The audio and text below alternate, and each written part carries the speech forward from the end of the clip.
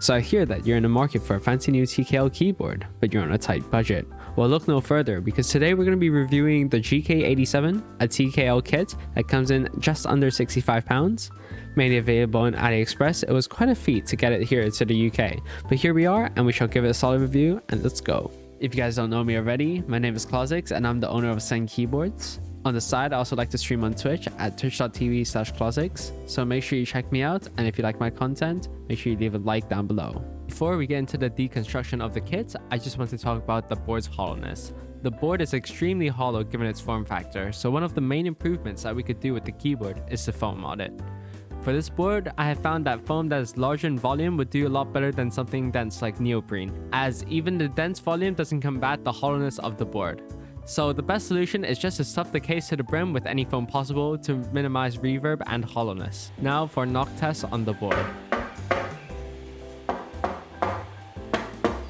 Wow, that's pretty hollow if I'd say so myself. So this build, I've grabbed some packaging foam that comes along with most cheap keycap sets, and basically just lined it up and stuffed the bottom of the case. It doesn't really matter if you leave headroom between the PCB and packaging foam, and in most cases I allow around 1 centimeter of foam to pop out over where the PCB rests, just to make it more dense once the PCB is screwed down, thus compressing it. The construction of a GK87 consists of a top housing and a bottom housing, with the plate being sandwich mounted, where the screws go fully through the bottom housing, plate, and the top housing of the keyboard, with the top and bottom housing being held together using plastic clips that can be opened with a card or an opening tool. This board is naturally stiff due to the countless plate standoffs located in the PCB. So to fix this issue, I recommend taking away the middle 3 standoffs on the PCB to allow just a little bit more flex, leading to a softer typing experience. It isn't much of a difference, but it helps. This board comes with stock stabilizers. They aren't the best, but they do the job. I'm pretty sure that these are pre-lubed Gateron stabilizers that come standard with every GK kit. If you want to be a bit fancier, you can upgrade to something like the Duroc plate mount stabilizers, as these are pretty hard to tune correctly. Our choice of lubricant is Crytox 205 grade 0 and some Permatex 22058 on the wires. First of all, what you want to do with the stems is just clip the legs off, as these eliminate rattle. Then we're going to apply some Crytox 205 grade 0 on the sides just to make it smoother whilst traveling. Then for the wires, we're going to place the Permatex. This just helps dampen the rattle and just makes the stabilizer sound a lot better than it actually is. So now we apply some Crytox 205 grade 0 to the housing and we're all set. So now we're applying some plasters to the PCB whilst using some medical tape to tighten the gap between the housing and the plate itself. This eliminates rattle and just makes the stabilizer just sound a bit better.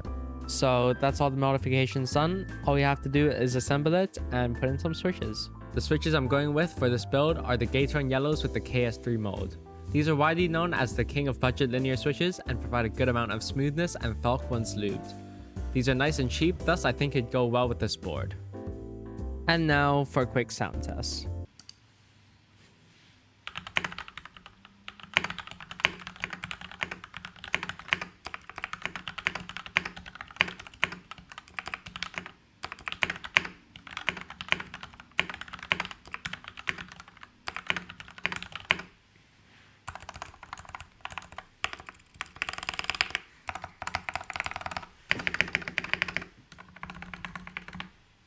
So in conclusion, is this keyboard really worth it? Definitely. Well, for the price, you cannot find a better TKL than this. After modifying it, it definitely has potential and could last you a solid while. Definitely a good keyboard to get into the hobby if you don't want to spend too much money in and you don't want to mess up on your first try. It's definitely beginner friendly, and yeah, it doesn't break the wallet. Hey guys, post-recording Duncan here. If you liked the video, make sure you leave a comment down below. Tell me how I did. The last video absolutely blew up, so I'd just like to say thank you guys so much for all the support. If you'd like to see some new boards, or like, I have a Topi coming in, so I might do a little review on that, and also Boba U4s, so make sure you look out for that. If you like what I do, you can always check out my Twitch at twitch.tv/Clausix, and if you're too lazy to build this keyboard for yourself, I've told you how to do it, but if you're still too lazy, head on over to Sen Keyboards, because I built the keyboards for you for a very good price. Do the calculations yourself, man. I charge basically nothing.